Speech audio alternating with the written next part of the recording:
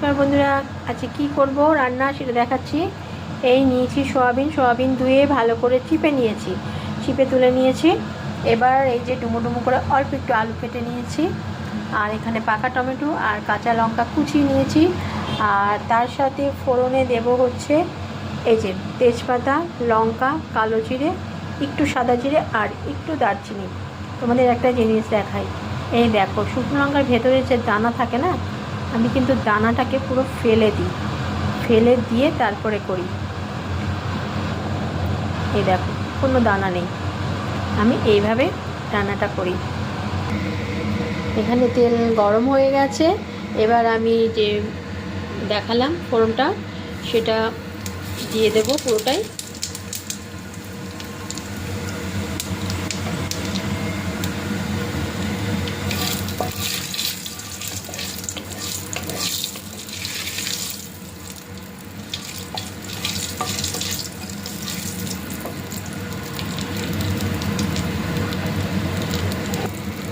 আমার কিন্তু ফোড়নটা হয়ে গেছে। এবার আমি এখানে দেব হচ্ছে কেটে রাখা আলু।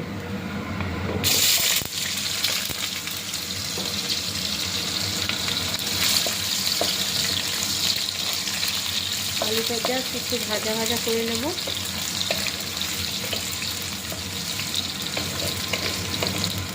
যাতে তাড়াতাড়ি আর কি ভাজা হয় এবং সিদ্ধটাও হয়, আমি ভাজাটা করব পুরো একদম আঁচটা বাড়িয়ে, আর সাথে একটু ঢেকেও দেবো। তাতে কী হবে, আলুটাতে জল কাটবে না, আর তাড়াতাড়ি সিদ্ধ হবে, আর ভাজাটাও একদম কটকটা হয়ে যাবে।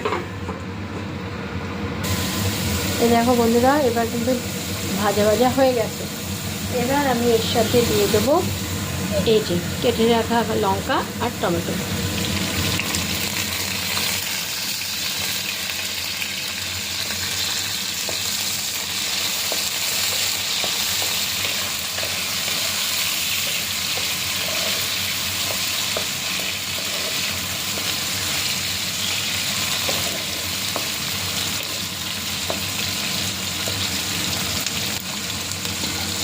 এবার আবার একটু ঢেকে দেবো টমেটো আর লঙ্কাটা সেদ্ধ হওয়ার জন্য।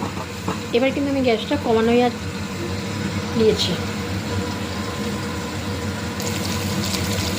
দেখো টমেটোটা কিন্তু হালকা ভাজা ভাজা হয়ে গেছে, কিন্তু গলেনি, বুঝতে পারছো তো?